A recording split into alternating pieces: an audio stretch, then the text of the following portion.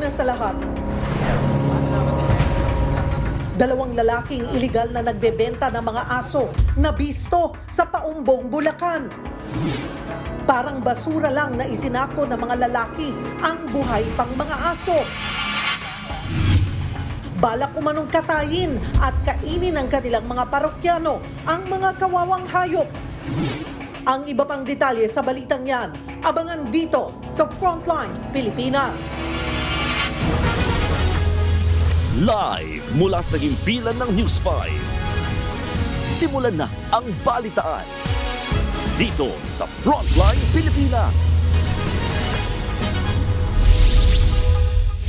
Magandang gabi Pilipinas, ika-20 araw ng Setyembre taong 2024. Kasama ang buong puwersa ng News 5. Narito na mga po Frontline na balita.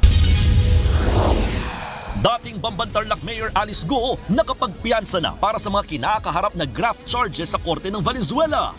Pero Go, kulungan pa rin ng bagsak dahil sa warrant of arrest na inilabas ng Pasig Regional Trial Court para sa qualified trafficking. Nakatatandang kapatid ng dating economic advisor ni former President Duterte na si Michael Yang, hinuli sa NAIA para sa kasong misrepresentation o pagpapanggap na siya'y Pinoy. P-pop girl groups na Binet G22, ginagawan na raw ng mga malisyoso at malaswang videos online gamit ang AI. Usapin sa maling paggamit ng deepfake technology, umabot na rin sa kamera. Dalawang Vietnamese na nag-oopera sa isang beauty clinic sa Makati, napisto na wala palang lisensya. Ilang customer ng Maynilad, mag-iisang araw nang walang tubig dahil sa nasirang pipeline sa Maynila. Isa pang water service interruption ipatutupad sa susunod na linggo. Sa Frontline News Abroad, mga kawatan sa Atlanta sa Amerika nang bulaga mula sa kisame ng isang check cashing center para makapagnakaw. At Lisa ng Blackpink, bibida para sa all-female lineup ng Victoria's Secret Fashion Show. Nakapagpiyansa na si dating Bambantarlac Mayor Alice Guo para sa kasong graft. Ipinagpaliban naman ang pagbasa ng sakdal sa kanya sa Valenzuela Regional Trial Court kanina. Live mula sa Valenzuela City, nasa frontline ng balitang yan, si Ria Fernandez. Ria, saan na ngayon dadalhin si Alice Guo? Cheryl, mag-aalas 6 ng gabi kanina nang makaalis dito sa Valenzuela RTC si dating Bambantarlac Mayor Alice Go. Naudlot man ang pagbabasa ng sakdal sa kanya ay nagpiyansa naman itong si Go para sa kanyang 2 counts ng graft. Pero imbes na 180,000 pesos, ginawang 540,000 pesos ng korte ang halaga ng kanyang bail. Mahigpit ang seguridad ng dalhin si dating Bambantarlac Mayor Alice Go sa Valenzuela Regional Trial Court kaninang tanghali para sa arraignment ng kanyang graft case. Isinara pa ang kalsada sa harap ng gusali habang nakakalat ang mga pulis at ilang miyembro ng SWAT na naka-bulletproof vest. Pinagbawalan ding mag-record ang mga reporter sa loob ng korte. Pero hindi natuloy ang pagbabasa ng sakdal kay Go. May nakabinbin pa kasing motion to quash information ang kampo ni Go na inihain nila noon pang hawak ng Kapas Tarlac RTC ang kanyang kaso. Dahil dito, binigyan ng korte ang prosekusyon hanggang September 25 para maghain ng komento sa motion to quash information ng kampo ni Go. Sakaling ibasura ang mosyong ito, itinakda sa September 30 ang bagong petsa ng arraignment at pre-trial para sa kaso ng dating alkalde. Pinagsusumite rin ang prosekusyon ng kanilang posisyon sa hiling ng Kamara na ilipat sa kanilang kustodiya si Go. Pinakontempt kasi kahapon ng House Quad Committee dahil daw sa pagsisinungaling at pag-iwas sa mga tanong ni Go. Nagdebate naman ang depensa at prosekusyon sa korte kanina kung saan dapat i-detain si Go. Naglabas kasi ng kautusan ng Pasig RTC Branch 167 na may hawak ng kasong qualified human trafficking laban kay Go para ikulong siya sa Pasig City Jail Female Dormitory. Kung abogado ni Go na si Attorney Stephen David ang tatanungin, dapat manatili ang kanyang kliyente sa PNP Custodial Facility dahil isa siyang high-risk detainee. Kinalaunan, humirit na ang kampo ni Go na magpiyansa sila. Imbes na 180,000 para sa 2 counts ng graft, naging 540,000 pesos na ang halaga ng bail ni Go matapos itong triplehin ng Valenzuela RTC.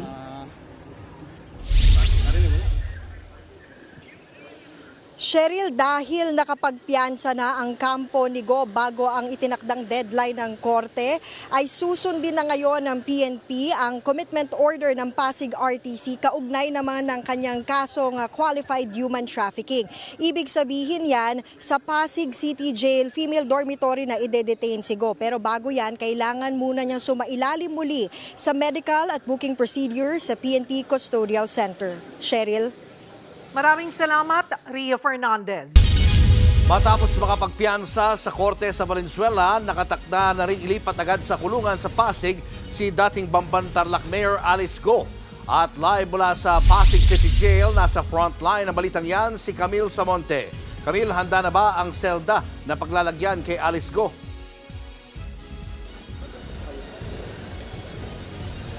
Julius, naihanda na ng BJMP ang selda na paglalagyan ni dating Bamban Mayor Alice Go dito sa Pasig City Jail Female Dormitory kasunod ng inilabas na warrant of arrest ng Pasig City Regional Trial Court Branch 167 para yan sa kasong qualified human trafficking. Tiniyak naman ng mga otoridad na walang special treatment ang dating alkalde at ihahalo rin siya sa ibang inmate. Miss Alice. Matapos ipalipat ng Korte Suprema sa Pasig City Regional Trial Court ang kasong qualified human trafficking laban kay dating Bamban Tarlac Mayor Alice Go, naglabas na kanina ng warrant of arrest ang Pasig RTC Branch 167 laban sa dating alkalde para ito sa pagkakadawit niya sa operasyon ng ni-raid na Pogo Hub sa Bamban. Ipinag-utos ng korte na ilipat si Go sa Pasig City Jail Female Dormitory mula sa PNP Custodial Facility. Habang sa Pasig City Jail Male Dormitory naman, ipinalilipat ang Malaysian na si Walter Wong na nakakulong ngayon sa Tarlac Provincial Jail Male Dormitory. Si Wong ang dating General Manager ng Zunyu One Technology at Hongsheng Gaming na nag-operate sa Pogo Hub sa Bamban. Kasama rin sa pinaa-aresto ang iba pang akusado gaya ni Wang Ziyang, ang sinasabing big boss ng mga Pogo at Pogante sa China. Pati ang mga business partners ni Go na sina Zhang Ruijin at Lin Baoying na sangkot naman sa money laundering case sa Singapore. Pinaa-aresto na rin ng korte ang iba pang opisyal at incorporator ng Hongsheng at Zunyu One, gaya ng kinatawan nito na si Dennis Cunanan. Paliwanag ng korte, nakitaan nila ng sapat na batayan para dinggin ang kaso laban sa mga akusado. Sa September 27, itinakda ng korte ang arraignment at pre-trial conference para kina Go at Wong sa pamamagitan ng video conferencing hearing. Ayon naman sa Department of Justice, sinigundahan lang ng pag-issue ng warrant ng korte ang natuklasan ng prosecution tungkol sa koneksyon ni Go at ng iba pa sa qualified human trafficking case. Hinimok din ni Justice Secretary Boying Remulla ang ibang nagtatago pang akusado na sumuko na dahil makahanap din daw sila. Agad namang inihanda ng BJMP ang selda na paglalagyan ni Go sa Pasig City Jail Female Dormitory. Nasa 45 tao ang laman ng bawat selda rito at may mga bunk bed. Dahil maliit ang espasyo sa loob ng selda, makakatabi rin ni Go sa pagtulog ang ibang inmate. 135 ang nakakulong. Ang kasya lamang po dito ay 36. So medyo mararamdaman po ang siksikan. We have no VIP treatment or special treatment sa BJMP. As a policy and practice, hindi po talaga yung ginagawa. So yan po yung...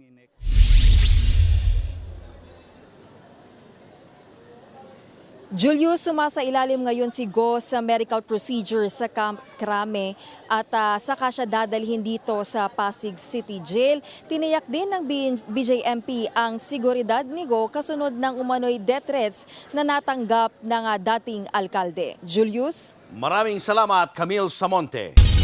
Bago pa man palipat ng kulungan ng korte, pinasight in contempt din ng House Squad Committee kahapon si dating Bamban Mayor Alice Go dahil sa pag-iwas sa mga tanong. Pati ang isa pang dawit sa Pogo na si Cassandra Leong, pinainit din ang ulo ng mga mambabatas kaya pinakontempt na naman. Nasa frontline ng balitang yan si Marian Enriquez. I move to cite Alice Go in contempt in violation of our Section 11, Paragraph C. Are there any objections? Hearing none, the motion is approved. Sa unang pagharap ni dating Bamban Tarlac Mayor Alice Guo sa House Quad Committee kahapon, pinakontempt agad siya ng mga mambabatas sa pag-iwas sa mga tanong. Yun nga lang, bukod sa puno na ang detention facility ng Kamara, may commitment order na rin ang Korte sa Pasig para ilagay sa correctional for women doon si Guo. Habang nasa pagdinig pa kahapon, humiling din ang executive session ng dating alkalde para isiwalat ang kanyang mga nalalaman. I'm willing to tell the truth, basta paniwalaan nyo lang po ako at huwag nyo lang po isipin na nagsisinungaling po ako. Sasabihin ko naman po lahat ng totoo. Hindi nga lang siya pinagbigyan ng mga kongresista dahil hindi rin daw masasagot ni Guo kung sinong dating PNP chief at taga-immigration ang tumulong umano sa kanyang tumakas pa-abroad. Sinong opisyal ng PNP o ng local government ang tumulong magpatakas sa'yo? Your Honor, wala pong local government, wala rin pong PNP. Isang foreigner daw ang tumulong sa dating alkalde. Ano ang karapatan ng mga foreigner na patakasin ka dito?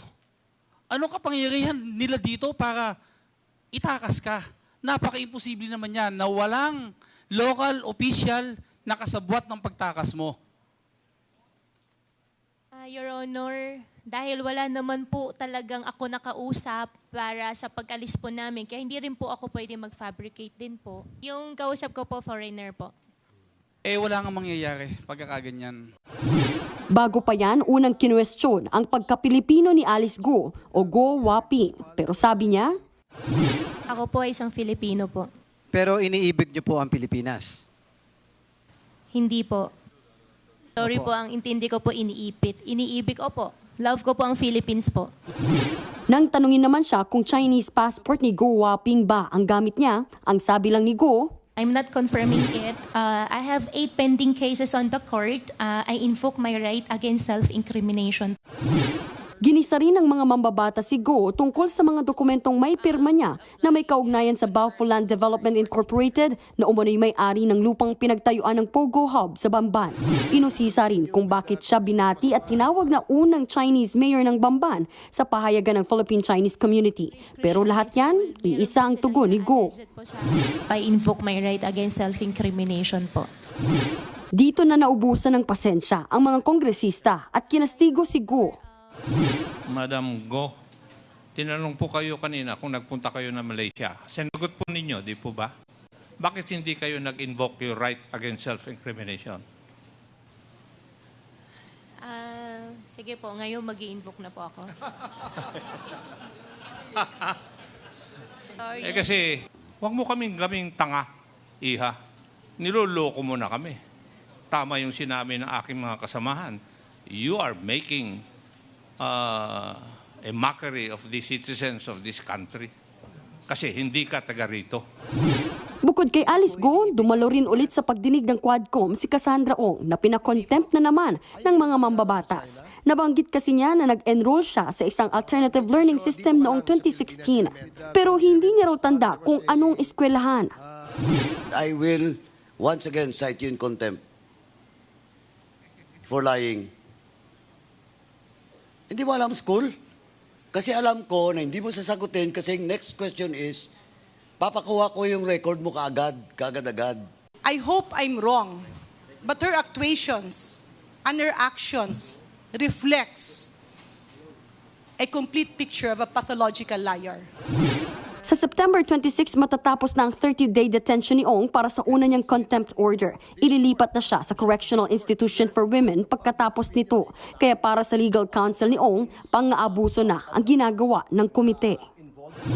Susulat daw ang kampo ni Cassandra Leong sa Quad Committee sa Lunes para ilahad ang kanilang legal position at gayon din ang pag-question sa ikalawang contempt order. Nagbabalita mula sa Frontline, Marian Enriquez, News 5. Arestado ang 2 lalaki sa Paumbong, Bulacan matapos mahuli sa aktong nagbebenta ng aso. Nagpanggap pang buyer ang mga pulis para masakote ang mga suspect. Nasa frontline ng balitang yan, si Brian Basa, exclusive. Sa unang tingin, aakalain yung basura o pangalakal. Pero mga aso pala ang laman ng sakong yang inabutan ng mga operatiba ng Criminal Investigation and Detection Group sa Paumbong, Bulacan. Arestado naman ang 2 lalaking ito Binalak nilang ibenta ang mga aso para katayin at kainin. Nahuli ang 2 kawatan sa tulong ng sumbong ng Animal Kingdom Foundation. Kaya mismong ang mga pulis ang nagpanggap na buyer sa operasyon. Nagsimula po ito nang pumunta ang Animal Kingdom Welfare Foundation at nag-complain regarding sa pagbebenta ng mga askinaso. Nakapag-test buy kami nung nakaraang araw, positive naman. Napa-order uli ng ibang aso na kinasan namin yung entrapment operation ngayon. Kahit nahuli na sa entrapment, todo tanggi ang suspect na si Francis na sangkot siya sa bentahan ng aso. Pwede rin ba makakilipaktak? Baka ako matiskarasin, bawal gawin. Pagkanda rin ko nakakain, baka ako wala pa makilipaktak ako. Si Alyasmar naman, inaming nagbebenta nga siya ng aso. Nakuha niya raw ang mga ito sa Hagonoy, Bulacan. Binibenta raw ang mga aso rito ng 200 hanggang 300 piso kada isa. Kailan ka nagsimula sa kahapon? Ilang aso ang nabili mo? 4 na aso. Saan dadalhin yung aso niyo? Nasa pangangalaga na ngayon ng Animal Kingdom Foundation ang nasa gitna 4 na aso. Nakakulong naman ang 2 at mahaharap sa kasong paglabag sa Animal Welfare Act. Nagbabalita mula sa Frontline, Brian Basa, News 5. Patay matapos mahulog sa ilog ang isang engineer at ang kanyang aide. Tinangkapang sagipin ng engineer ang kanyang kasama pero pati siya nalunod din. Nasa Frontline na balitang yan si Camille Samonte. Sabi ko na ito yung nakita kong damit eh! Karen!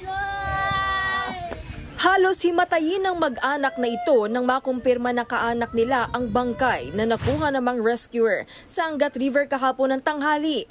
Kinilala ang biktima na si Dave Mangahas, 24 anyos at surveyor ng isang pribadong kumpanya.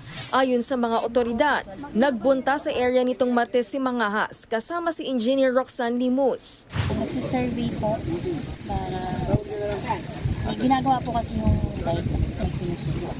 Naglalakad lang po siya tapos siguro po na lubog kasi ito pong ilog na to, hindi pantay. So meron po dyan na minsan may whirlpool. Siguro doon po siya nalubog. Sinubukan siyang sagapin ni Engineer Limos pero maging siya ay inano din. 3:30 kahapon nang matagpuan ang katawan ni Engineer Roxanne Limos 100 metro mula sa lugar kung saan nahulog si Mangahas. Nagbabalita mula sa Frontline, Camille Samonte, News 5. Imbes na gumanda, tinubuan pa ng mga butlig sa mukhang kliyente ng isang beauty clinic sa Makati. Yung pala walang lisensya ang 2 doktor na nagsasagawa ng mga aesthetic medical procedure. Nasa Frontline ng balitang yan si Elaine Folencio. Sinalakay ng mga tauhan ng NBI Special Task Force ang umano'y beauty clinic na yan sa Makati. Tumambad sa kanilang mga gamit para sa mga minor surgery at mga gamot na hinihinalang mula pa sa Vietnam. Mukha namang ordinaryong klinik hanggang sa mabistong wala pala yang lisensya.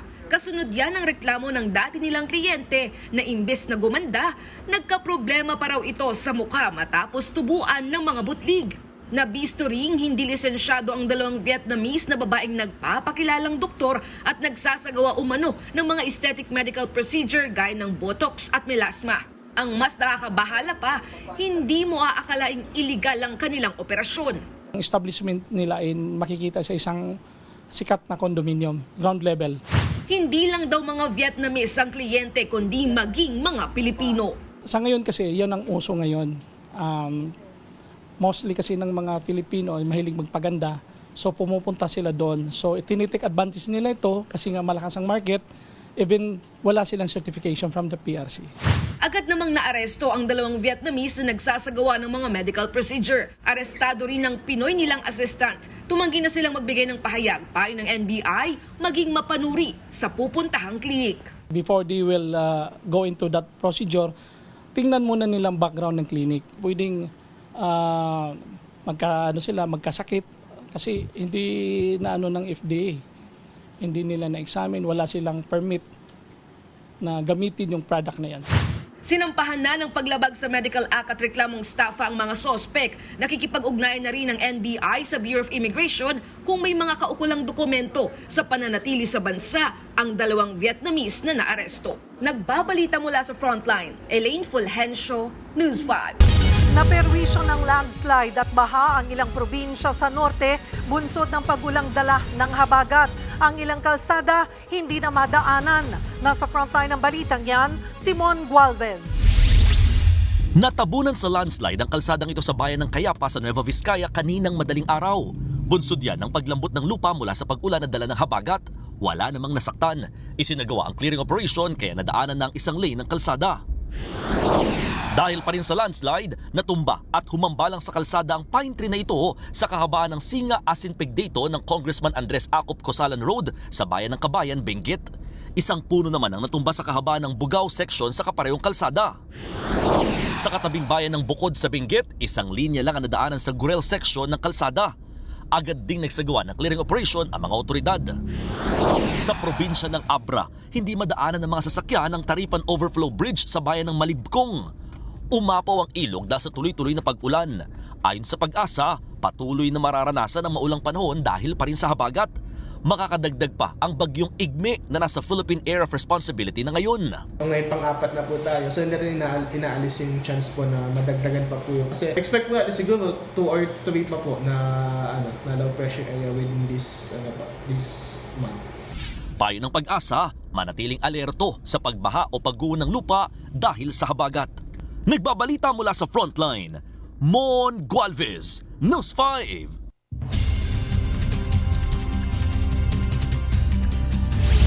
Ganap nang naging bagyo ang low pressure area na binabantayan ng Pag-asa. Tinawag itong bagyong Igme na huling namataan sa layong 530 kilometers east-northeast ng Itbayat, Batanes. May lakas ng hangin itong aabot ng 55 kilometers per hour at pagbugsong hanggang 70 kph. Pailagang kanluran ang kilos ng bagyo sa bilis na 15 kilometers per hour. Sa ngayon ay nakataas ang signal number 1 sa Batanes na sa bagyong Igme. May chance rin ng pag-ulan ngayong weekend sa Ilocos Region, Babuyan Islands, Zambales at Bataan. Dahil naman yan sa hanging habagat na pinalalakas ng bagyo. Posibleng sa linggo pa lalabas ng bansa ang bagyong Igme. Wala pa ring tubig ang ilang residente sa Metro Manila at Kalapit Probinsya dahil sa napinsalang tubo ng Maynilad. Sa Imus, Cavite, higit 40 barangay ang apektado. Nasa frontline ng balitang yan si Mon Gualvez. Literal na pila balde ang eksena sa barangay Anabu 1G sa Imus, Cavite ngayong araw. Umaasa muna ang mga residente sa rasyon ng tubig mula sa water tanker ng lokal na pamahalaan. Simula kahapon, nawala na sila ng supply ng tubig. Isa ang pamilya ni Rose Ann na inihanda na lahat ng pwedeng pag-igiban, pati na nga yung container o lagayan nila noon ng hito. Ako, sobrang hirap po kasi unang-una po wala po kaming pangsaing, wala rin po kaming panlaba. Hanggang kailan natatagal yung mga inimpak nyo na yan? Sa ganito po sa amin, minsan isang araw lang po. Ang iba naman, no choice kundi bumili ng mineral water. Mahirap po sir, mangangamoy ka. Lalo na sa pangbuhos sa CR. O paano pag wala kang tubig, paano ka magbuhos ng CR? Umabot sa 47 barangay ang naapektuhan ng water interruption ng Maynilad sa Imus, Cavite. Pinakadahilan ng water interruption ng aksidenteng mabutas at matamaan ng third-party contractor ng MMDA ang isang pipeline ng Maynilad habang nagsasagawa ng drainage construction project sa kahabaan ng Recto Corner Del Pan Avenue sa Maynila. Kaya pansamantala munang itinigil ang supply ng tubig simula alas 10 kagabi sa ilang lugar sa Maynila, Makati, Pasay, Las Piñas at Parañaque. Bukod sa Imus, damay din sa kawalan ng tubig ang ilang barangay sa Cavite City, Bacoor, Kawit, Noveleta at Rosario sa Cavite. Magtatagal yan hanggang mamayang alas 10 ng gabi. Sa tuwing nawawalan ng tubig dito sa Imus, Cavite, takbuhan ng marami yung mga gaya nito na deep well o poso. Ang problema, ang ilan sa mga yan, kahit anong bombang gawin mo, wala naman lumalabas sa tubig. Habang kinukumpuni pa ang mga nasirang poso, 2 hanggang 3 beses na kung mag-ikot sa mga barangay ang mga water tanker ng LGU dito sa Imus. Hindi namin nilalagyan ito ng hindi malinis sa tubig. Lahat to galing sa emergency pipe ng Maynilad, kinukuha namin. Treated. May chlorine to, hindi katulad nung kukuha ka lang sa basa-basa kasi gagamitin ng household, individual household. Sa kabuuan naman, higit 100 mobile water tankers ang idineploy ng Maynilad sa mga apektado nilang customers. Hindi tumitigil yung trabaho ng ating field workers kasi ang aim natin ay matapos ng mas maaga para mabalik din yung water service ng mas maaga. Kaninang umaga, natapos na rin daw ang touch welding sa 2 butas kaya naibalik na rin kaagad ang supply ng tubig sa ibang apektadong barangay. Nagbabalita mula sa frontline, Mon Gualvez, News 5. Si Maynila Chairman Manny V. Pangilinan ay chairman din ng TV5. Susunod, kapatid ng dating economic advisor ni former President Rodrigo Duterte na si Michael Yang, arestado sa NAIA dahil sa pagpapanggap na Pilipino.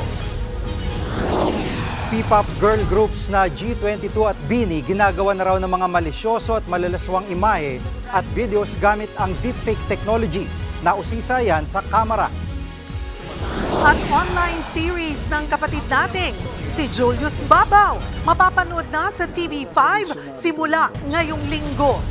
Abangan na ang lahat ng yan sa pagbabalik ng Frontline Pilipinas.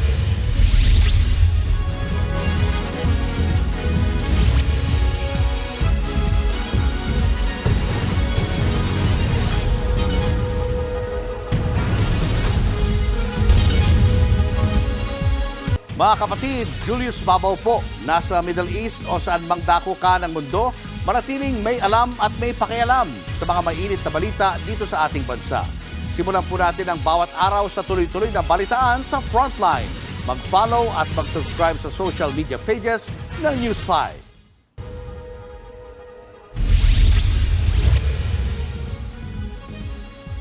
Questionable ang umano'y pagmamay-ari ng mga kumpanya sa bansa ng inarestong si Tony Yang, gayong hindi naman siya Pilipino. Siya ang kapatid ng dating economic advisor ni Pangulong Duterte na si Michael Yang. Paniwala rin ng mga otoridad, plano ng lumabas ng bansa ni Yang bago pa madawit sa isyu ng illegal na pogo. Nasa frontline na balitang yan si Dave Abuel.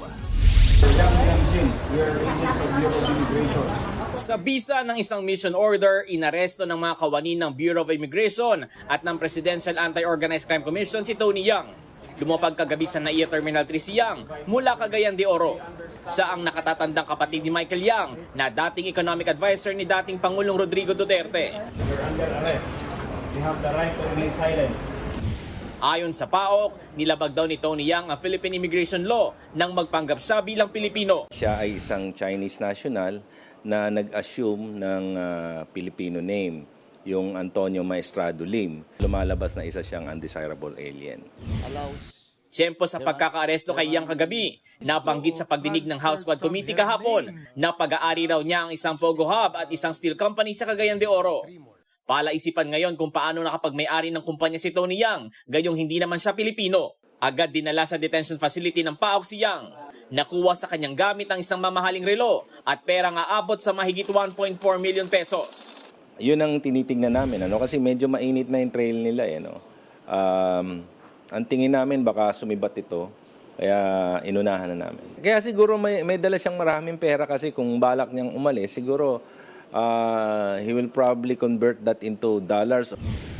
May nakuha ring Chinese passport kay Yang na may pangalang Yang Jiangxin.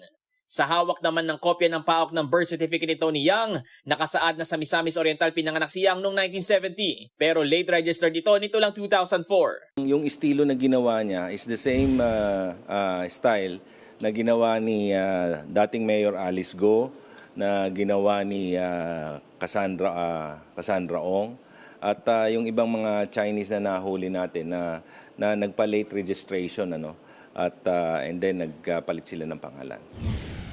Sinusubukan pa ng News 5 na kunan ng pahayag si Yang. Nakatakdang inquest si Yang kung saan malalaman kung mananatili ba siya sa kustodiya ng PAOK o ililipat ng ibang facility.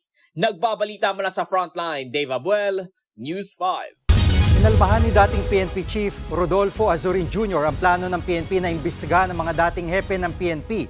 Ito'y para matukoy kung sino sinasabing kasabwat umano ni dating Bamban Mayor Alice Go. Ayon kay Azurin, bakit kailangan imbestigahan ng 24 na dating PNP chief? Gayong nag-umpisa lang naman ng pogo nung panahon ni dating Pangulong Duterte. Alam naman daw ng lahat na wala ng impluensya ang mga dating hepe kapag nagretiro na. Mungkahin ni Azurin kay PNP Chief Marbil, ang PAGCOR official na lang na si Raul Villanueva ang imbestigahan. Sa kanya naman daw nanggaling ang hindi pa verified na ulat. Ayon naman sa PNP, nirerespeto raw nila ang pahayag ni Azurin. Pero ginit din nilang mabigat ang aligasyon ni Retired General Villanueva, kaya tuloy raw ang kanilang investigasyon. lahat ng former chief PNP ay apektado po dito kasi hindi naman po niya sinabi na yung former chief PNP na ito ay nag-serve during the time po ng present administration and even previous ones. Kasi walang pangalan, walang duration, kailan ito naging nag-serve as chief PNP. So every senior officer nag-serve as chief PNP, they're all suspects. Matapos ang sunod-sunod na rollback, mukhang tataas na naman ang presyo ng petrolyo sa susunod na linggo. Sa tansya ng Energy Department, 40 hanggang 90 centavos ang posibleng madagdag sa presyo ng kada litro ng gasolina. Hanggang 40 centavos naman ang nakikitang taas presyo sa diesel, habang hanggang 20 centavos sa kerosene. Sabi ng DOE, ang posibleng price hike ay dahil sa nagpapatuloy na tensyon sa pagitan ng Hezbollah at Israel at sa interest rate cut ng US Federal Reserve. Kung matutuloy, pinutol nito ang 3 linggong sunod-sunod na rollback sa petrolyo.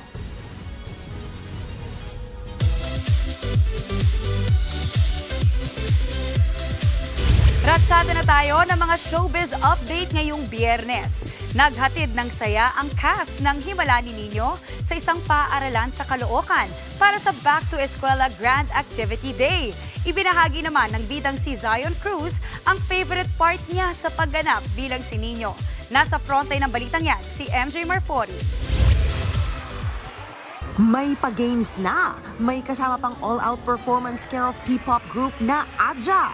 Ang saya-saya talaga dahil sa daang-daang batang binisita ng cast ng upcoming kapatid serye na Ang Himala ni Nino. Para yan sa Back to Eskwela Grand Activity Day.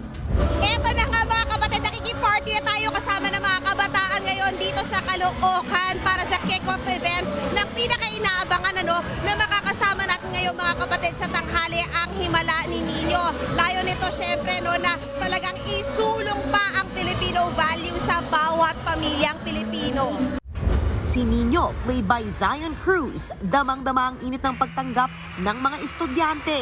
Excited! At masaya syempre. Ano pinaka-paborito mo sa pagganap kay Nino? Yung pagiging mabait, tsaka yung mga kasama yung mga artista di ko nakakasama dati.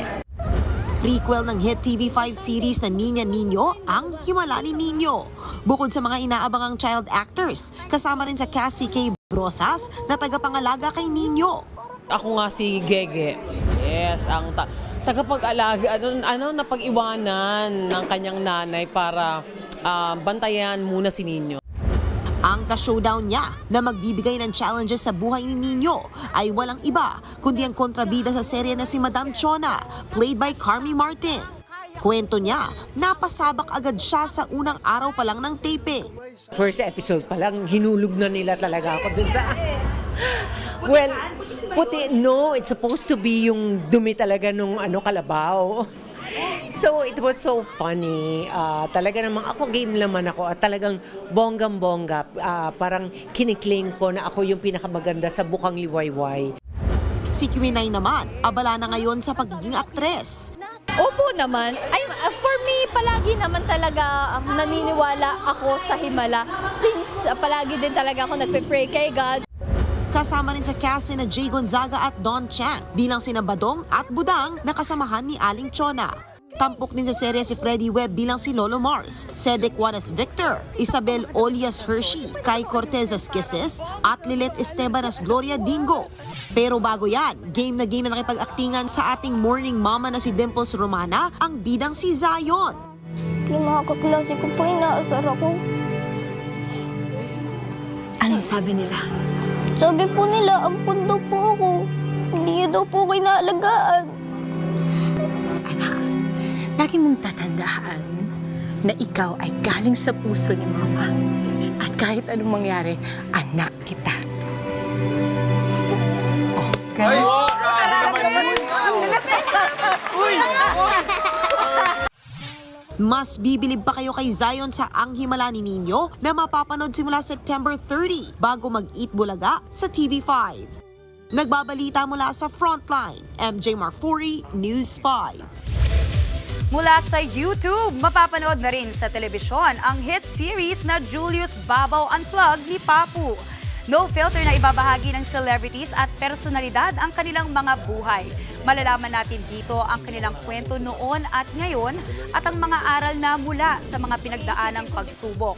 Kabilang sa mga kwentong dapat abangan ay ang pagbangon ni Gardo Versosa matapos ang kanyang heart attack. Himalang paggaling ni Dindo Arroyo mula sa pancreatic cancer at marami pang iba. Abangan ang premiere ng Julius Babaw Unplugged sa September 22 alas 4 ng hapon. Dito lang sa TV5. Susunod, mga girl groups gaya ng Bini at G22 ginagawa na rin ng mga malisyoso at malaswang video gamit ang AI. DICT gustong palakasin ang laban kontra deepfakes. At mga kawatan sa Atlanta, USA, sa kisame lumusot para magnakaw. Yan at iba pa sa pagbabalik ng Frontline Pilipinas.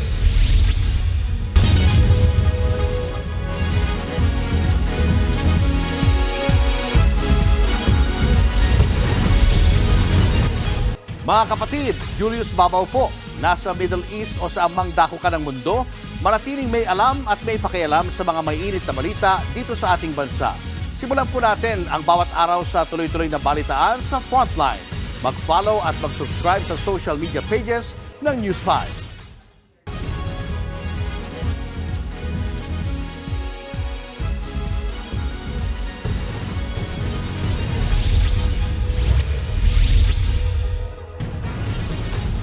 Mula kay Taylor Swift hanggang sa Blackpink at ngayon pati na rin ang grupong Bini at G22, lahat sila na biktima ng mga pinekeng malisyoso at malaswang imay at video na ginawa gamit ang AI.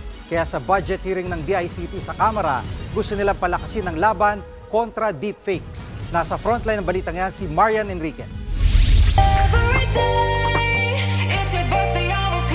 Bini at G22.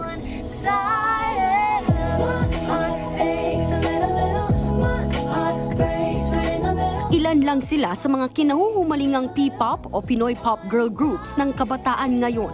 Pero kalakip ng kanilang kasikatan ay ang pagiging target ng tinatawag na deepfake. Mga video na gawa sa AI o Artificial Intelligence kung saan ang mukha nila ang pinalalabas na may sinasabi o ginagawa. Dito sumentro ang budget hearing ng Department of Information and Communications Technology o DICT sa Kamara ngayong araw. Yung binabago yung kanilang mukha, nakikipaghalikan, etc. Kung ano-anong mga ginagawa sa kanilang mga images. Yung rise of deepfake technology poses a significant threat not just to these P-pop girl groups or celebrities, but to our society as a whole. The government should take proactive measures to address this emerging and alarming challenge, Mr. Speaker. Ayon kay DICT Budget Sponsor Representative Luis Campos, nasa proseso na ang ahensya ng pagpapalakas ng kanilang kakayahang mag-trace ng deepfakes. Ang ahensya po natin ay nag-acquire na in the process of acquiring the most current equipment and tools to be able to identify deepfakes, first of all, and to be able to track down the perpetrators, Madam Speaker. Although sad to say, yung pong CICC is severely underfunded.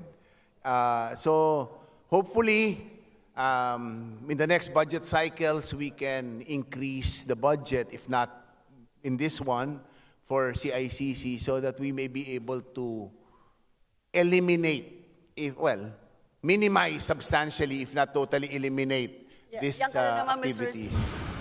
Dagdag pa ni Campos, meron na ring nakalatag na Memorandum of Agreement ang DICT sa mga social media platforms tulad ng Meta, TikTok, Google at iba pa laban sa deepfake. Importante din po yung blocking mechanism, yung reporting mechanism ng nasabing mga social media platforms ay nandito na po sa DICT. So within the day, it can be blocked. But then again, the damage would have been done. So I think the move to have those deepfakes bannered once they are identified to be as such is a very significant step forward. Naghain na rin daw siya ng panukalang batas na pinaiigting ang parusa laban sa mga ganitong krimen. Nagbabalita mula sa Frontline, Marian Enriquez, News 5. Mga kapatid, Jiggy Manikad po, nasa Middle East o saan mang dako ka ng mundo, manatiling may alam at may pakialam sa mga mainit na balita dito sa ating bansa. Simulan natin ang bawat araw sa tuloy-tuloy na balitaan sa Frontline. Mag-follow at mag-subscribe sa social media pages ng News 5.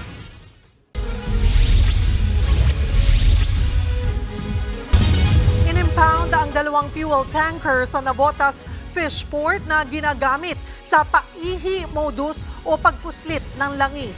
Isang tip ang natanggap ng Bureau of Customs at ng Philippine Coast Guard tungkol sa mga kontrabando ng MT Tri-Trust at MT Enso Leyli. Kaya sumampa ang mga otoridad sa 2 tanker kung saan karga nila ang mahigit 300,000 litro ng langis. Nang siyasatin, nakitang walang fuel markings ang cargo ng mga tanker, tanda na hindi sila nagbayad ng sapat na buwis. Aabot sa 20 milyong piso ang halaga ng nasabat na langis. Inaalam pa kung saan galing ang langis.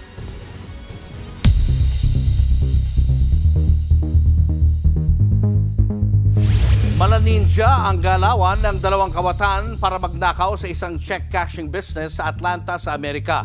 Laking gulat ng naka-duty na empleyado nang biglang mahulog ang bahagi ng kisame. Sunod na bumaba ang isang lalaking nakamaskara at sinunggaban ang babae. Hindi na nakita sa video pero isa pang kawatan ang lumabas mula sa kisame. Matapos mahuli, pinabuksan ng mga magnanakaw ang vault sa empleyado.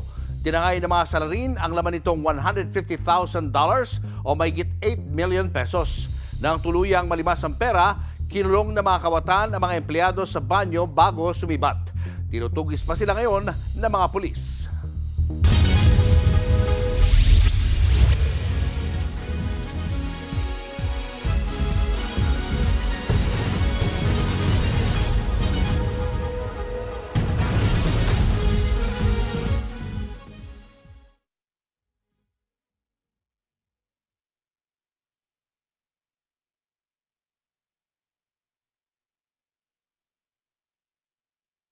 Mga kapatid, Jig Manikad po, nasa Middle East o saan mang dako ka ng mundo, manatiling may alam at may pakialam sa mga mainit na balita dito sa ating bansa. Simulan natin ang bawat araw sa tuloy-tuloy na balitaan sa Frontline. Mag-follow at mag-subscribe sa social media pages ng News 5.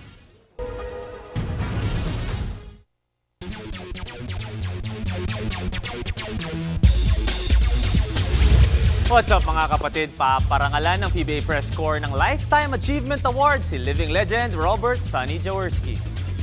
Naglaro ang 78-year-old ng 23 seasons sa PBA para sa Toyota at Barangay Ginebra. Nanalo siya ng 13 championships sa kanyang karera bilang player at coach. At siya pa din ang nag-iisang player na naglaro hanggang 50 years old.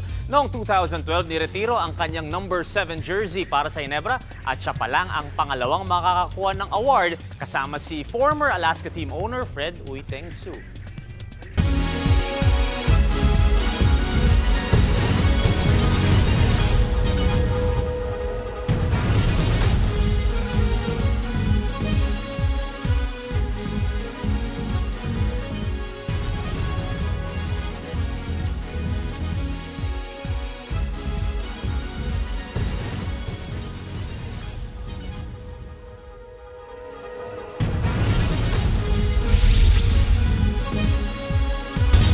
Nagkasal ng panibagong tigil pasada ang grupong Piston at Manibela simula sa Lunes dahil pa rin yan sa patuloy na implementasyon ng Public Transport Modernization Program. Nasa frontline balitang yan si Gerard de la Peña. Dideklara natin ang 2 araw na tigil pasada transport strike simula sa Lunes. Panibagong tigil pasada na naman ang niluluto ng transport group na Piston at Manibela. Kasunod pa rin yan ang pagtutol nila sa Public Transport Modernization Program o PTMP. Matatanda ang humirit na ang Senado na masuspende sana ang programa.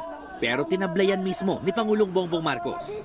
Ang isang malaking problema ay lagi nag-uusap pero walang nagiging dulo yung nagiging pag-uusap. 8 taon na pinag-aaralan yung usapin ng issue ng programang ito. Kaya ibig sabihin yan, sa loob ng 8 taon, dapat isuspindi nila yung programa nila kasi puro pag-aaral eh.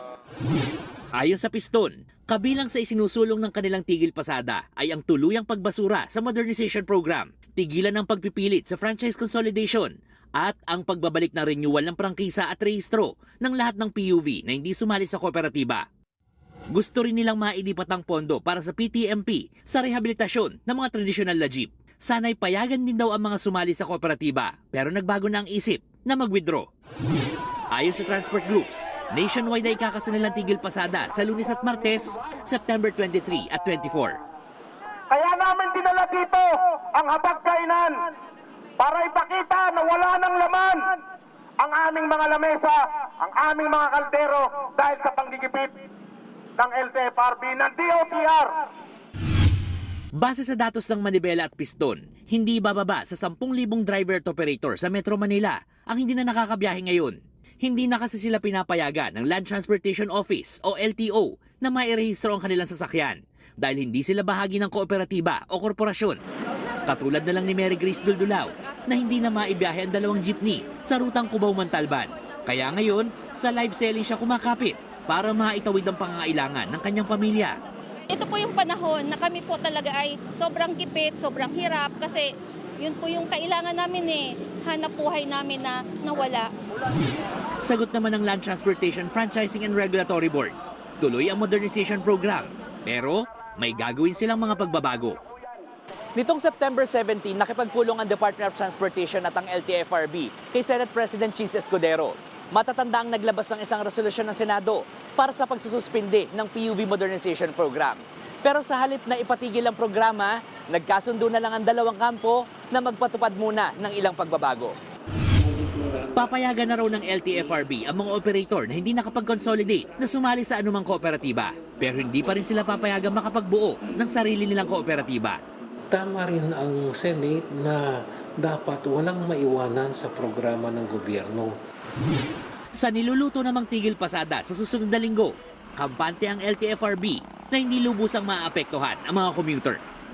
Nagbabalita mula sa Frontline, Gerard de la Peña, News 5. Tinalakay umano ng armadong grupo ang lupaing pag-aari ni dating Congressman Arnie Teves sa Bayawan, Negros Oriental.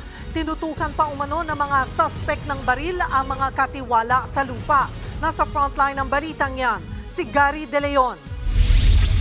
Itinali, piniringan ng mata at binusala ng packaging tape ang mga bibig bago tinutukan ng baril. Ganyan daw ang dinanas sa mag-asawang ito, nakatiwala sa lupaing pagmamayari ni dating Congressman Arnie Teves sa Bayawan City sa Negros Oriental. Ayon sa mag-asawa, mga armadong lalaki na nakasuot ng bonnet at itim na damit ang sapilitang pumasok sa lugar noong Lunes. Ginawa ka na yung kamay ko, tapos may tinatalian ako, pati yung paa ko. Tapos nilang tinalian yung kamay ko at saka yung paa, inano na nila ko para pinadapa na. Huwag kang maingay, dapa. Inalabit nila yung baril nila, patay na kami. Matapos nito, nagsimula na raw magukay sa likod ng bahay ang mga armadong lalaki. Isang septic tank din ang binutas at tinukay. May hinahanap raw ang mga armadong lalaki na isang bagay pero hindi naman daw sinabi sa mag-asawa kung ano ito. Meron daw din silang naririnig na tunog na parang metal detector daw na may hinahanap sila sa likod ng bunkhouse nila. So, hinayaan daw nila hanggang dumating. Hindi naman daw sila aside sa nung pinadapa sila at tinalian. Hanggang doon lang naman. 2 oras daw nagtagal ang mga armadong lalaki at nang mabigo raw na makita ang hinahanap, bigla na lang silang umalis sakay ng isang van. Dito na raw nakakuha ng tiyempo ang mag-asawa na magsumbong sa mga pulis. Yun nga lang, hindi na naabutan ng mga pulis ang mga tumakas na lalaki. Ang lugar na pinasok ng mga armadong lalaki, ilang metro lamang ang layo sa bahay mismo ni dating Congressman Arnie Teves. Kaya natatakot ngayon ang mga Teves na maaring baka raw naguhukay uli sila para maglagay ng mga armas o di kaya'y may hinahanap na naiwan pa noong nakaraang mga raid ng mga pulis. Tingin ng legal counsel ni Teves na si Attorney Ferdinand Topacio, taktika ito para manakot. Kinukundi na po namin itong latest na karahasan at harassment kay Congressman Teves na ilang taon na pong ginagawa ng kasulukuyang administrasyon at nananawagan po kami na sana po ay itigil na po itong klaseng ganitong mga paggawa. May hinala rin ng mga caretaker na posibleng pulis ang mga pumasok sa property. Pero sabi ng Bayawan Police, wala silang isinagawang anumang operasyon sa lugar. Wala naman po tayong coordination sa mga kooperatiba na may mga operation sila doon sa area natin. Agad namang ginalugad ng mga nakatira sa lugar ang lupain para matiyak daw na walang itinanim na armas sa bakanting lupa. Matatandang dati nang nakakuha ng baril sa lupaing pag-aari ni Teves na ayon sa kanyang kampo ay itinanim. Nakakuha na ng kopya ng CCTV ng sasakyan ang Bayawan Police, ngunit hindi muna ito ilalabas habang gumugulong ang investigasyon. May lead na rin daw silang sinusundan para matukoy ang grupo ng mga armadong lalaki.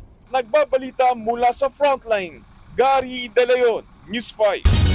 Nilinaw ng Korte Suprema na hindi kailangan patunayan ng biktima ng rape na pumalag o nanlaban sila para igit na ang nangyaring panghahalay. Nagugat ang desisyon na yan sa kinatigang kaso ng Korte kung saan hinatulang guilty ang isang tatay dahil sa paulit-ulit na panghahalay sa kanyang anak. Paliwanag ng Korte, sapat na raw dapat na rason ang pamemwersa, pagbabanta o pananakot para patunayan kung bakit hindi nanlaban o pumalag ang biktima. Bago nito, hindi masasabing biktima ng rape ang isang babae kung hindi siya pumalag. Hawak na ng PNP ang isa sa umano'y dating miyembro ng grupong Angels of Death. Sabi yan ang sinasabing armed group ni Pastor Apollo Kibuloy na ginagamit sa pananakot umano sa mga biktima ng pang-abuso. Hindi pa muna pinangalanan ng PNP kung sino ang nasabing miyembro, pero may mga kasamaan daw siya sa Angels of Death na natakot lang lumantad. Inaalam pa ng PNP kung dati rin siyang miyembro ng Kingdom of Jesus Christ. Nagkakaroon po ngayon ng pag-uusap para makausap din natin at makaharap natin face-to-face yung mga sinasabi pa niyang iba niyang mga kasamahan na tumiwalag na sa KOJC at handang makipagtulungan sa ating sa PNP. Pinabulaan na naman ng kampo ni Kibuloy ang tungkol sa Angels of Death. Ayon sa kanyang legal counsel, gawa-gawa lang ang aligasyon. Sa ngayon, pinaghahandaan na ng pastor ang preliminary conference at pre-trial sa kasong qualified human trafficking sa Pasig Regional Trial Court sa susunod na linggo. Ang amin lamang alam is marami siyang angel warriors pero wala siyang angels of death. I do hope and pray na kung sino man ang namuno nito, sana naman tama na, no? Nag-surrender na si Pastor, and to add more cases, unfounded cases against him would not only be unjust, it would also be immoral. Pinangunahan ni Pangulong Bongbong Marcos ang turnover ceremony ng bagong Pilipinas Mobile Clinic sa Maynila kanina. Nasa frontline ng balitang yan, si Maricel Halili. X-ray machines, ultrasound, at iba pang laboratory equipment na pinagkasya sa loob ng isang maliit na bus.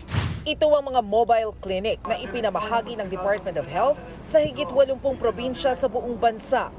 Ngayong araw, 28 rito ang ipinadala sa iba't ibang probinsya sa Mindanao. Sabi ni Pangulong Bongbong Marcos, madali lang para sa mga taga-Maynila ang pagpapacheck up dahil malapit tayo sa mga ospital. Pero iba ang sitwasyon sa mga probinsya na kailangan pang dumaan sa masalimuot na paglalakbay para lang makakita ng doktor. Sa pamamagitan ng mga mobile clinic at sa tulong ng lokal na pamahalaan, inaasahan natin na mapapalapit ang serbisyong medikal sa mga lugar na matagal nang nangangailangan ng higit na atensyon. Ang mga geographically isolated and disadvantaged areas o yung tinatawag natin na GIDA. Magandang hakbang na rin daw ito para magkaroon sila ng medical records na mahalaga para mas mapadali ang pagtukoy ng mga doktor sa sakit ng pasyente. Matatanda na sila pero wala silang medical record. Pagpasok nila sa ospital, kung magpapatingin man sila, ang doktor at saka yung mga staff ng mga ospital, tinitignan pa rin sa starting from square one, ika nga. Paliwanag ng Department of Health, ang mobile clinics na ito ay naka-attach sa mga public hospital sa mga probinsya. Ang lokal na pamahalaan umano ang magsasabi sa DOH ng schedule at deployment ng mobile clinic. Mas mura ito kaysa nagtatayo ako ng barangay health center na wala naman tao, wala namang gamit, walang ano. So baka ito ang maging sagot natin na yung mga malalayong kababayan natin may access sa doktor. Ang bawat mobile clinic ay nagkakahalaga ng 9.9 million pesos. Plano pa raw ng DOH na magdagdag pa ng 20 units nito para sa Metro Manila. Nagbabalita mula sa Frontline, Maricel Halili, News 5. Kabilang na ang Pilipinas sa mga nangungunang bansa pagdating sa medical tourism. Dinarayo na raw ng mga turista ang Pilipinas para sa cosmetic procedures. Nasa frontline ng balitang yan, si Gerard de la Peña. Kung dati dinarayo ang bansa sa malaparaiso nitong ganda at kultura, ngayon, pati na sa larangan ng pagpapaganda, unti-unti na tayong nakikilala. Ayon sa Medical Tourism Index noong 2021, isa ang Pilipinas sa mga nangungunang bansa pagdating sa medical tourism. Nasa ika-24 tayong pwesto mula sa 46 na bansa sa mundo.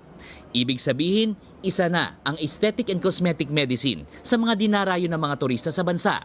Isa yan sa mga ipinagmamalaki ni Senator Win Gatchalian sa nagdaang Philippine Academy of Aesthetic and Age Management Medicine Incorporated o PAAMI 12th Annual Convention na ginanap sa Shangri-La BGC nitong buwan.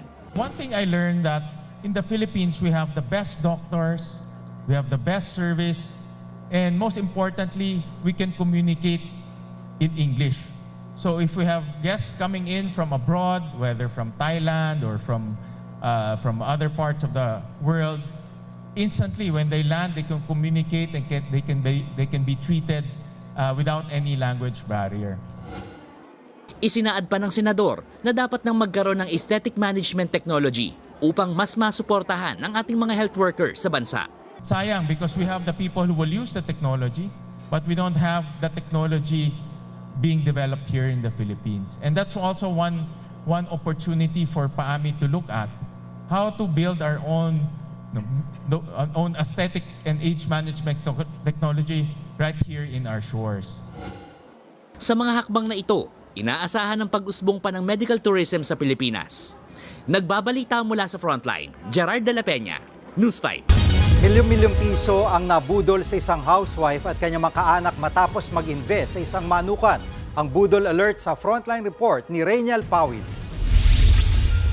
Naghahanap ng pagkakakitaan ang full-time housewife na si Sofia hanggang sa pinakilala siya ng pinsan niya kay Elisa Guevara, ang Chief Operating Officer ng kumpanyang Team Hilahan Poultry Trading. Pangalan pa lang na engganyo na si Sofia ang mag-invest sa manukan para kasing hihilahin siya pataas ng negosyo ni Elisa. Sa kada 70,000 pesos na investment, siguradong may balik na 52,000 pesos. Hahatiin yan sa 4 na payouts na nagkakahalaga ng 13,000 pesos kada buwan.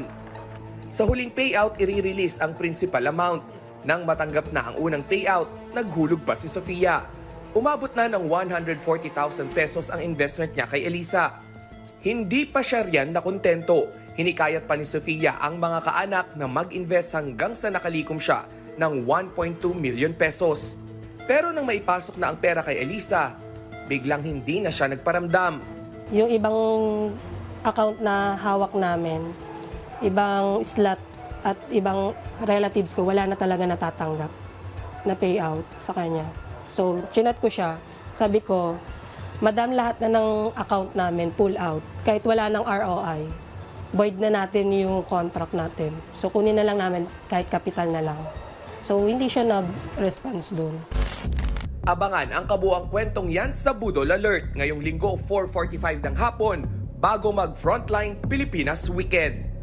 Nagbabalita mula sa Frontline, Reynel Pawid, News 5.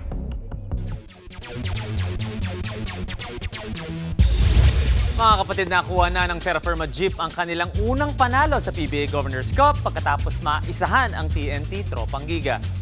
Lamang pa ang TNT ng 7 points pagpasok ng 4th pero biglang dumiin ang Jeep para kunin ang momentum. 5 na lang ang hinahabol nila sa last 3 minutes nang magpakawala sila ng 7-0 blast para kunin na ang lamang.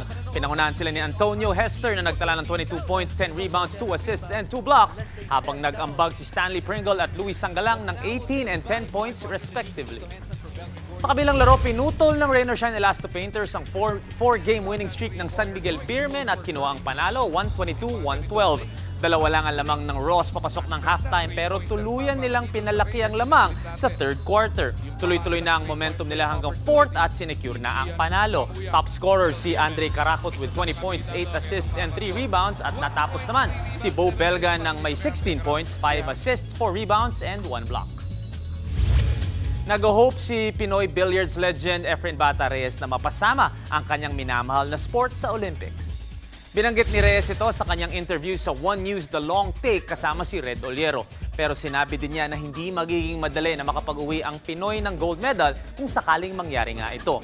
Hindi na din daw siya interesado sumali bilang player pero willing siyang tulungan ang mga nakababatang manlalaro. Sa baseball, mga kapatid, isang record na naman ang nabasag ni Japanese sensation Shohei Ohtani at nakamit niya ang 50 home runs at 50 stolen bases sa isang MLB season. Naabot ng superstar ang feat sa laro nila kontra Miami Marlins. Dahil din dito, malamang ay mapapanulunan niya ang kanyang pangatlong MVP award this season. Na-secure din ng kanyang kupunan ang kanilang pang-12 sunod na playoff appearance.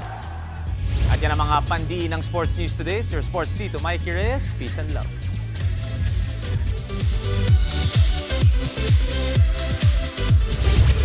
Stop the bashing and start giving love instead.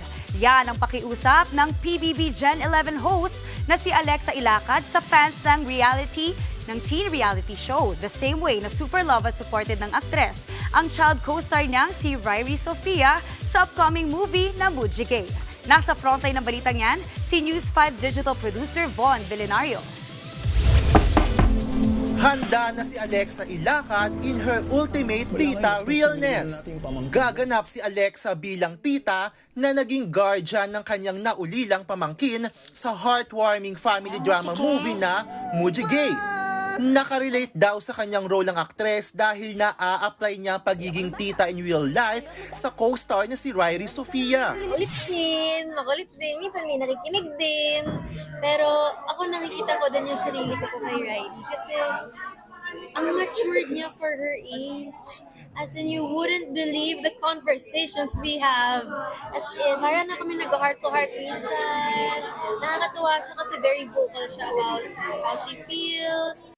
Pagdating sa set, very much hands-on daw si Alexa kay Riri.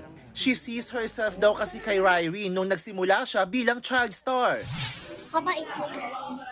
Tinatalakay rin ng pelikula ang issue ng choice ng ilang Gen Z at millennials tungkol sa pagkakaroon ng anak. Sila ba ni KD Estrada?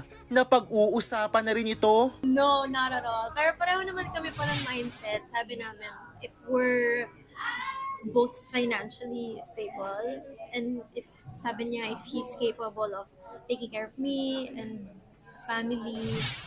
Samantala, may pakiusap naman si Alexa bilang isa sa mga host ng PBB Gen 11 na itigil na ang bashing at negative campaigning sa mga housemate. Trending topic kasi online ang bardagulan ng fans para ipagtanggol ang kanilang mga bias na nauuwi na sa personal na atake sa mga housemate. Sana mas mag-focus na lang sila on giving the love to their chosen housemates rather than starting a war. Napapanood ang PBB Gen 11 gabi-gabi sa TV5. Ang Mujigay naman ay may screening na this October sa mga SM Cinema nationwide. Nagbabalita mula sa Frontline, Von Bellinario, News 5. Blinks, mag-ingay! Magpe-perform si Blackpink superstar Lisa sa pagbabalik ng iconic Victoria's Secret fashion show sa October. Sa isang press statement, sinabi ni Lisa na excited na siyang makasama ang iba pang powerful women sa show. Isa si Lisa sa bubuo ng all-female lineup ng runway kasama sina popstar Tyla at pop legend Cher.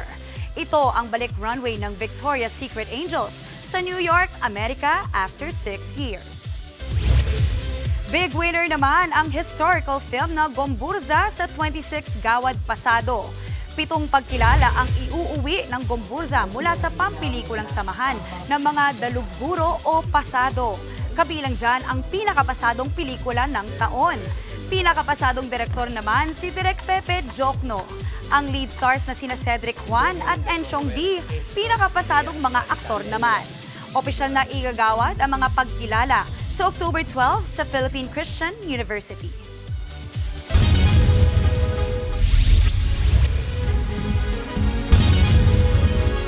Mga kapatid, Cheryl Cosim po. Nasa Estados Unidos, Canada o saan mang dako ka ng mundo, manatiling may alam at may pakialam sa mga mainit na balita dito sa ating bansa. Simulan natin ang bawat araw sa tuloy-tuloy na balitaan sa Frontline. Mag-follow at mag-subscribe sa social media pages ng News 5.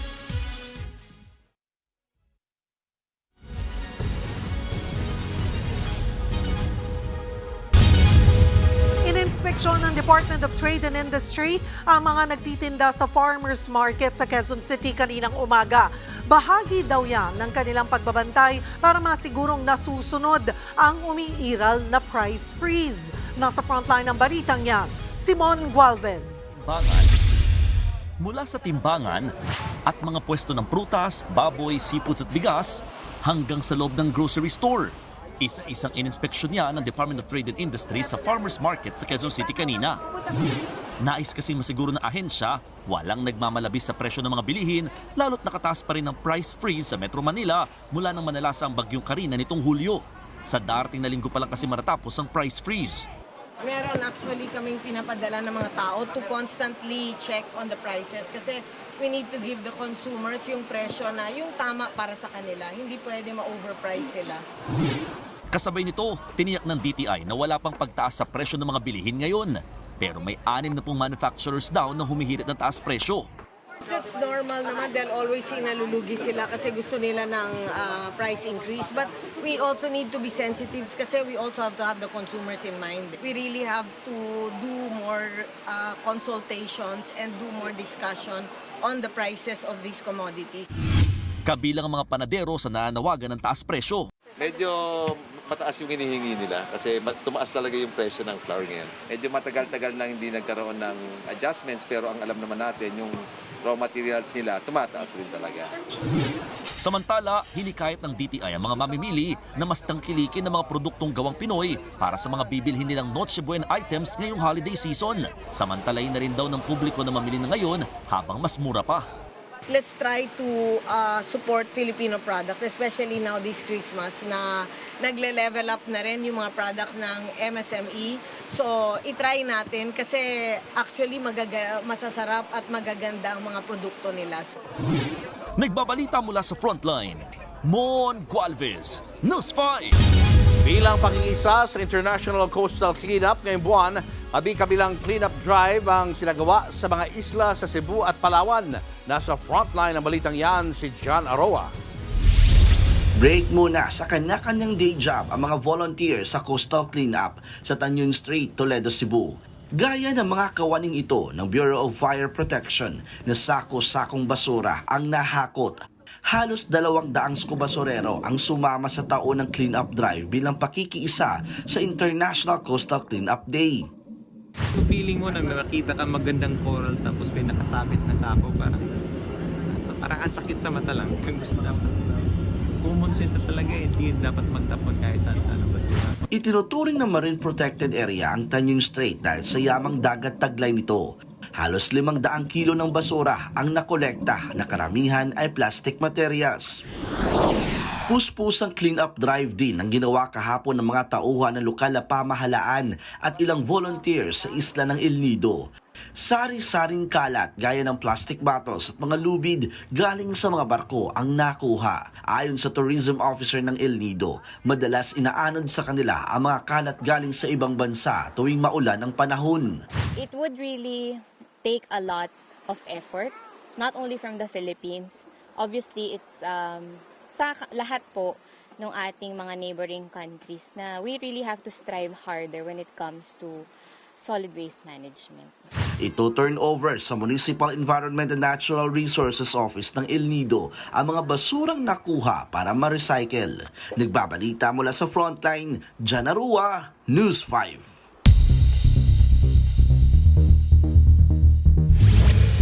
Wala raw planong tanggalin ng Amerika missile system nito sa bansa kahit na kinundena na ito ng China.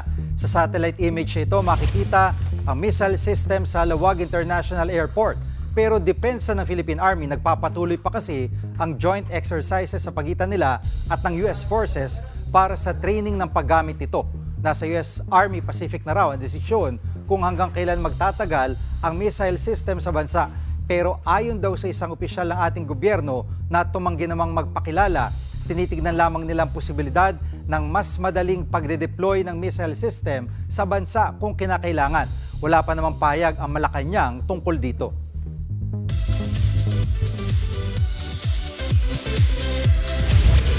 Spotlight on naman ngayon sa pagdiriwang pa ng Golden Year ng Metro Manila Film Festival sa paglulunsad ng Sine Sigla sa 50.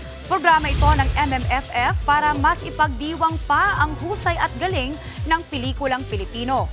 Mula September 25 hanggang October 15, 50 MMFF entries sa nakalipas na 5 dekada ng pista ang maaaring mapanood sa ilang piling sinehan sa halagang 50 pesos kada pelikula.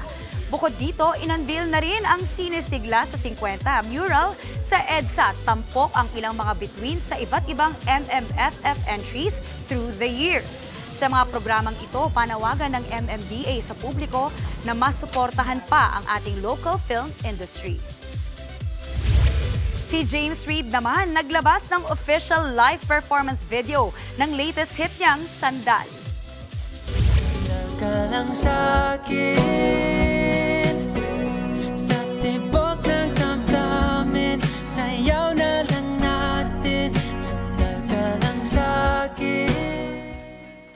Sa vintage car ang setting ng performance. Habang naghaharana si James, kitang-kita ang mas fit niyang pangangatawan. Tungkol ang kantang Sandal sa reassurance at comfort. Ipinost ang video sa YouTube page ni James kahapon na meron na ngayong higit 60,000 views. All set na ang OPM band na Orange and Lemons para sa kanilang 25th anniversary concert. Kwento ng grupo, all-out performance ang ipapakita nila sa 3 oras na concert. Next month na yan sa Metro 10 Convention Center. Bukod sa preps sa concert, naging abala rin ang grupo sa collab nila with Miss Universe Philippines Chelsea Manalo para sa music video ng La Bulacqueña. Masaya ang banda na makasama ang kapwa ni La Bulacqueñong si Chelsea sa paggawa ng music video. We want to promote culture. Andun na kami sa point niya, Orange and Lemons, we're promoting culture and arts. So not only music, artists, even tourism. At yan ang showbiz updates natin ngayong Friday. See you next week. Ako po, si Maui David.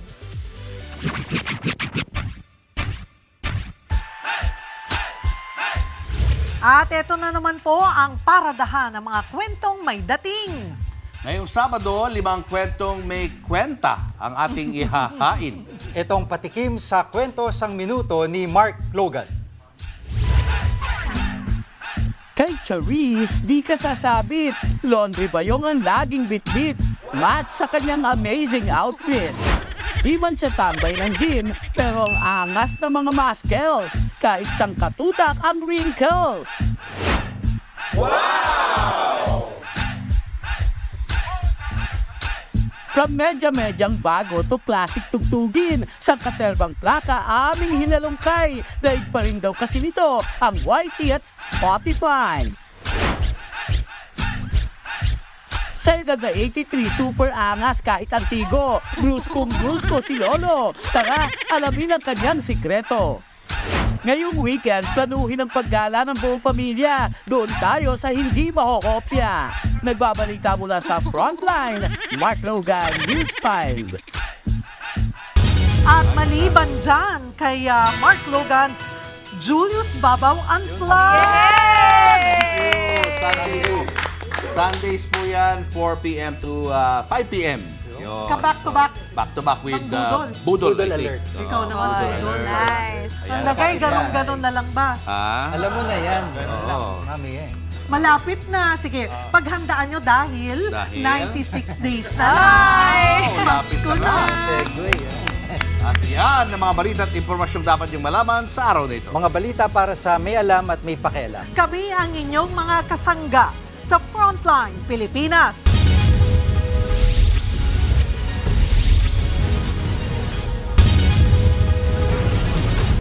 Mga kapatid, Cheryl Cosing po. Nasa Estados Unidos, Canada o saan man dako ka ng mundo, manatiling may alam at may pakialam sa mga maiinit na balita dito sa ating bansa. Simulan natin ang bawat araw sa tuloy-tuloy na balitaan sa Frontline. Mag-follow at mag-subscribe sa social media pages ng News 5.